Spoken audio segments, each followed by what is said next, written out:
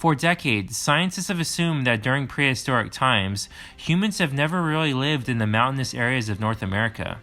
This assumption was most especially applied to the mountainous regions in the northwestern corner of Wyoming. Instead, most archaeologists assumed the prehistoric peoples in North America only ventured into the mountains for brief and random periods, when they had no choice due to adverse conditions, such as from population pressure or from a lack of food sources. However, in recent times, melting ice and wildfires have been revealing substantial evidence of humanity having a sustained presence at heights over 8,000 feet in northwestern Wyoming. These include numerous mountain villages containing innumerable artifacts. The most spectacular of these findings is a prehistoric village known as the High-Rise Village Site, which bears evidence of humans living high in the mountains nearly 10,000 years ago. Join me as we explore the incredible inhabitants of the mountains of Wyoming. The assumption and mindset that people in prehistoric times could not possibly have lived high in the mountains of North America and Wyoming has long hampered serious attempts to explore this question. This, along with the fact that archaeological research conducted at high altitudes is logistically complex, have made the mountains of Wyoming an overlooked area in archaeological circles. Therefore, the research history of the mountainous regions of the northwestern corner of Wyoming only goes back to around 50 years and includes the efforts of 5 teams of professional archaeologists from 3 different universities, as well as those of amateur explorers. Though dedicated to studying alpine environments in North America, the Wind River and Absaroka ranges in the Teton National Forest were the focus of their collective efforts. The Wind River ranges have varied terrain, beautiful vistas, and a remoteness that have made the region a favorite of people wanting to experience the outdoors in a calmer environment compared to the crowded nature of the Tetons and nearby Jackson Hole. Most of the visitors do not realize that the Wind River peaks formed a hub of mountain communities long before the invention of 20th century outdoors equipment, and that in fact, Native Americans have been venturing into the Alpine zone and establishing camps nearly 11,000 years ago.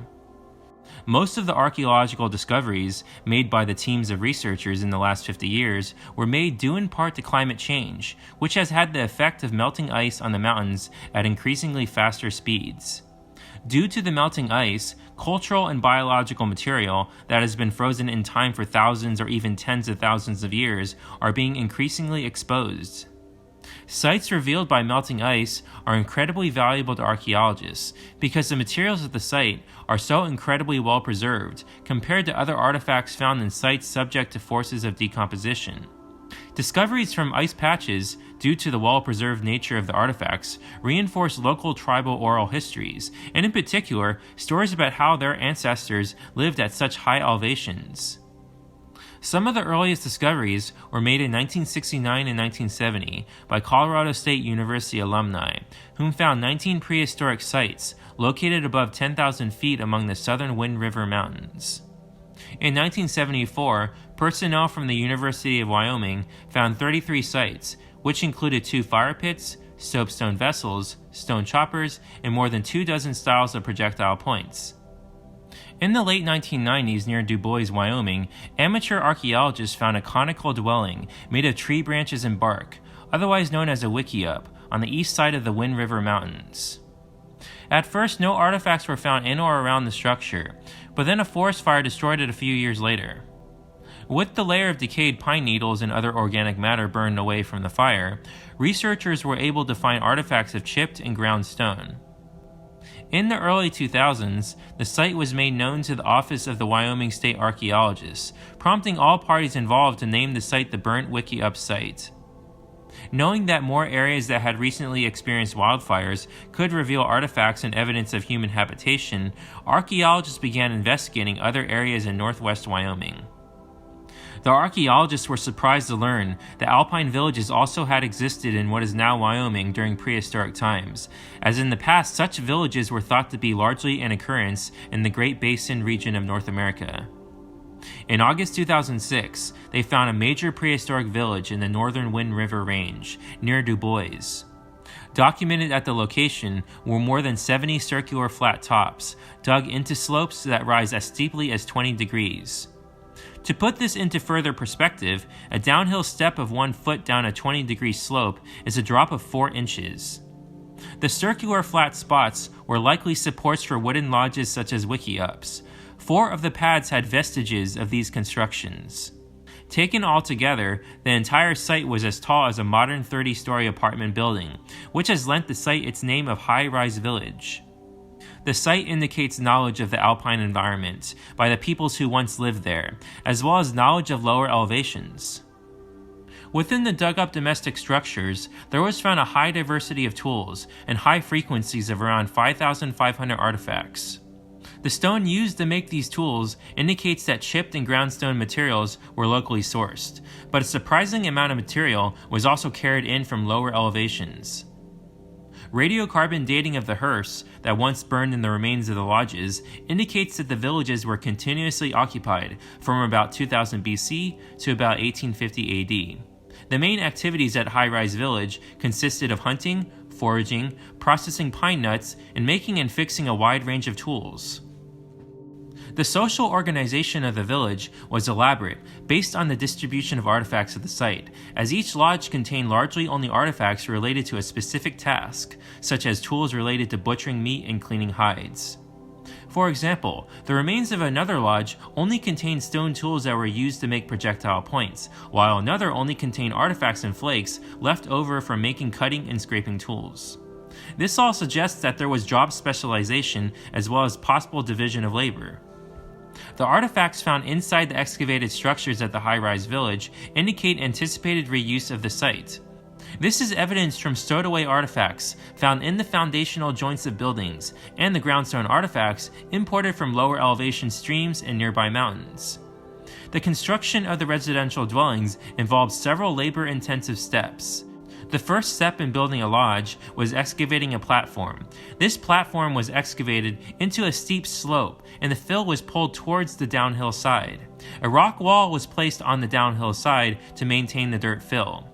So far, the archaeological record suggests that the Alpine village residents lived off of marmot, bighorn sheep, or elk. Additionally, evidence was found of numerous plant materials having been gathered, such as seed-bearing pines. White bark pine trees are the dominant species in the area and were very likely an attraction for prehistoric peoples. The trees produce nuts that are high in nutrition and may have been a staple food for the people who lived there. Many archaeologists have argued that it made up the bulk of their diet. Stone tools called manos and metates were also used by the peoples of the region to process plants into food, as a heavily used sandstone metate was found at the site, which would have taken several generations to grind into such a smoothly polished state. Biscuit root, the seagull lily bulb, and the yampa root were also all likely foodstuffs of the people of the region. Gatherers likely followed locations with dense roots, nutritious greens, and pine nuts up to high elevations throughout the seasons. It has been estimated by archaeologists that 10 kilograms worth of unshelled pine nuts, consisting of around 3,000 cones worth, is equivalent to the meat from a large pronghorn antelope.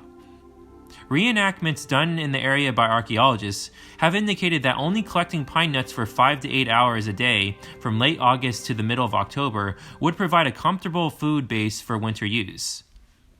These astounding numbers are further bolstered when bighorn sheep and marmots are added to this caloric mix, which further indicates that mountain alpine environments could easily support sustained use. It seems likely that bighorn sheep comprised a significant portion of the diet of the prehistoric peoples because they were so easy to hunt. Nearly a dozen sheep traps, along with drive lines made of logs, which funnel animals toward wooden corrals, have been found on the eastern flank of the Rocky Mountains at the foot of short cliffs. Considerable effort was put into their construction, which highly suggests regular maintenance and reuse over an extended period of time. Evidence of hunting blinds, which are concealment devices or shelters to hide hunters from their prey, were also found in the form of pits dug into the ground or stone structures. Archaeologists are now convinced that prehistoric people had not only lived on the slope at various points in time, but had also invested a tremendous amount of time living in the area, versus other surrounding areas including lower elevation areas. Up to that point, prehistoric alpine villages elsewhere were considered somewhat of an outlier or an anomaly, but high-rise village proved that they were actually fairly common. At the Shirley Basin Lodge site, located in central Wyoming, 194 miles east and 1,100 meters lower than High-Rise Village, there were found to be many similarities to the High-Rise Village site, despite the vastly different environments of the two sites. At the Shirley Basin site, the inhabitants of the large village focused on bison food sources and possibly the processing of pine nuts, rather than bighorn sheep and white-bark pine nuts. Artifacts found in the Shirley Basin Lodge site dwellings suggest a usage pattern similar to what was found in the high-rise village. Both groups in the mountains and basins chose to use the same non-local lithic raw materials at their residential sites, which has amazed researchers. Archaeologists think that the peoples of the lower river basins had large spring bison hunts that provided them with the necessary food and calories to move into and successfully use the high alpine environments in the late summer months. Conversely, archaeologists think that the alpine environments also provided the necessary calories for groups to migrate down the mountains to the low elevation regions to bison habitats. Afterwards, these groups would then winter for long periods at a time and hunt bison. Some of the sites in the basin and the alpine areas overlap with the eras when the indigenous peoples of the regions were using horses.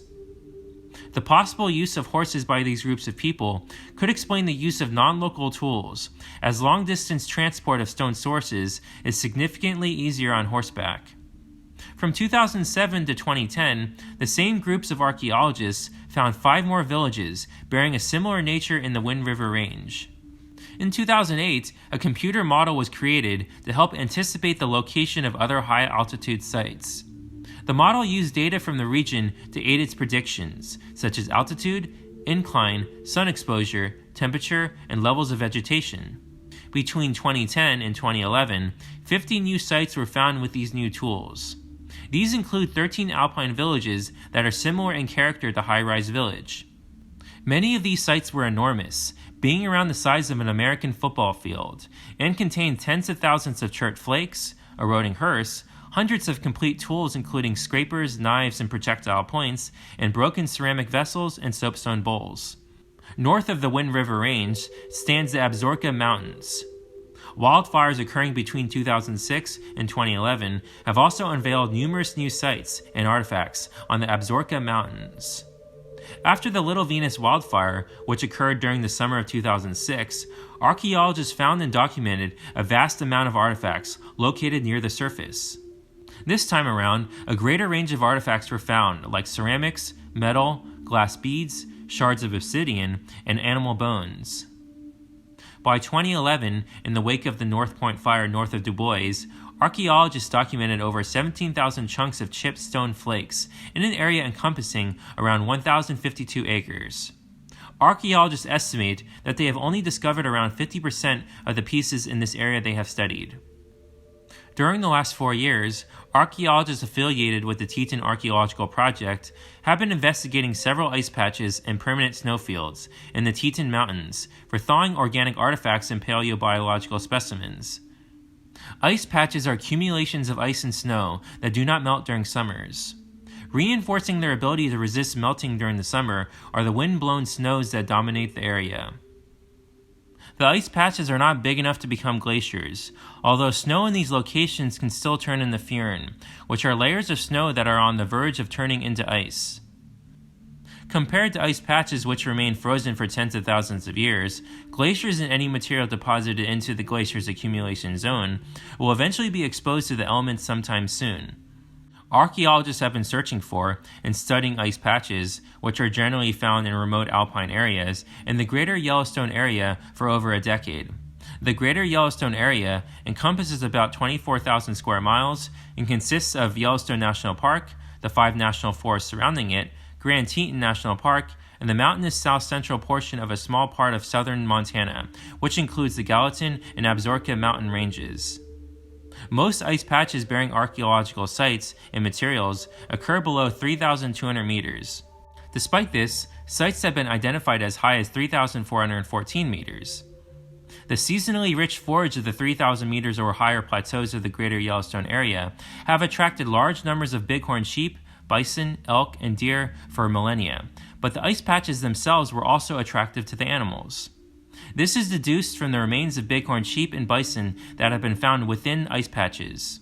However, it is somewhat of a mystery why ice patches at these latitudes attracted animals. Some have theorized that animals use them as a source of water, while others have theorized that animals may have also used them as a haven from biting insects, such as mosquitoes and flies, because insects avoid the chilled air above the icy environments. Others point to a possible cyclical return to areas where scat from previous visits acted as a fertilizer, creating a positive feedback of enriched forage. Whatever the reason, the animals would have formed large dark targets against a white background when near an ice patch, which would have made them easy prey for human hunters. In 2014, the archaeologists found a human-modified section of white bark pine in the greater Yellowstone area, which was then radiocarbon dated to about 2,700 years ago. In addition to being possibly used for hunting, the wood pieces have also been interpreted as being possible tools for harvesting ice for either water or food preservation. Within this same region, archaeologists have also found 25 organic artifacts, including wooden shafts and fragments of them, and a piece of plated leather and bark. These archaeologists also found an atlatl dart, which dated back to about 10,300 years ago, and is considered the oldest known ice patch artifact in the world. This stone dart point was carved in the Alberta style. Compared to the stone part of weapon and tool systems, far less is known about their wooden elements. This is especially so regarding the wooden shafts of darts and arrows. Carbon-14 dating of the wooden shafts have illuminated the estimated dates of hunting activity in the vicinity of ice patches. Many of the remains of the wooden shafts are represented only by broken specimens, which limits their technical description. However, one attribute that can be distinguished across the entire assemblage is the type of tree the wooden shaft was made out of. Willow, birch, fir, and pine were the most used sources of wood for the shafts. In one case, a complete wooden foreshaft with a conical base was found and dated to around 2,900 years ago. Two parallel oblique lines near the conical base of the foreshaft are likely representative of ownership or property marks that are specific to either an individual or a community. Historical accounts of the indigenous peoples indicate that ownership marks were made on hunting weapons, including the portion designed to remain in the bodies of large game. There is also evidence suggesting that during prehistoric times, bow and arrow technology in the mountains of Wyoming might have been tested out for a brief period before being discarded in favor of other more suitable weapon systems for the high-altitude environments. Therefore, most of the wooden shafts found at ice patch sites in the greater Yellowstone area were likely part of dart shafts that would have been flung using a wooden atlatl. Beginning in 2015, subsequent groups of archaeologists studied the greater Yellowstone area and found thousands of items, such as 2 wooden bows and nearly 20,000 pieces of chipped stone, all within an area of about 430 acres. At an elevation of around 10,350 feet, a circle of stones was found and was determined to be the remains of a house structure, and which also turned out to be the highest ever found in the area. Between 2015 and 2016, the archaeologists found 7,000 pieces of chipped stone at a site located about 9,600 to 10,500 feet. Researchers are certain that the ancestors of the historic Shoshone tribe likely lived in the Absaroka Mountains and at the high-rise village site and other similar sites among the Wind River Mountains. The Shoshone are a tribe that lived throughout Wyoming during historic times, both in the mountains and on the plains. Numerous artifacts found at high-rise village site have been associated with the Shoshone, such as steatite bowls, which were used by Shoshone women and passed down to daughters. Teshoa, which is made of stone and was used as a knife for harvesting roots among other digging tasks, were also found. Likewise, the Teshoa was heavily associated with women, based on the historical accounts of white explorers observing the Shoshone. However, archaeologists are not certain if the prehistoric ancestors of the Shoshone had only women using the tool. Many projectile points found at high-rise village site can also be associated with the Shoshone tribe. During the early historic period, small groups of Shoshone living in the mountains were known as Sheepeaters by many Euro-American settlers, but today they are referred to as the Mountain Shoshone, which distinguishes them from the historic Shoshone peoples on the Wyoming plains that hunted bison, and that are known today as the Eastern Shoshone. On an annual basis, late prehistoric peoples in the greater Yellowstone area practiced bighorn sheep herd management. This is backed by evidence of around 24 wooden sheep traps which have been found at various sites. Prehistoric sheep hunters, following bighorn sheep in the mountains, were doing the same thing that other Native Americans were doing with bison on the plains, that is, the monitoring and manipulating of herd populations. As observed in the writings of Euro-Americans, deer, elk, and many smaller mammals, as well as fish and insects, were consumed by the Mountain Shoshone. In particular, the Mountain Shoshone gathered, dried, and stored crickets, cicadas, and grasshoppers. They also built conical wickiups made of wood, and in contrast to the Eastern Shoshone of the plains, did not use horses. It was long commonly thought that they lacked horses because they could not afford to obtain horses from Euro-Americans or the Eastern Shoshone. However, modern researchers have reasoned that horses were not practical in the high-altitude environments, where game animals were grazing nearby, as opposed to miles away across a flat plain. The Mountain Shoshone were experts at turning animal skins into clothing, especially sheepskin, and would often trade these goods for items from the Plains Indians. Thanks so much for watching. If you enjoyed my documentary, don't forget to like and subscribe, and check out my Patreon page at patreon.com/World Chronicles.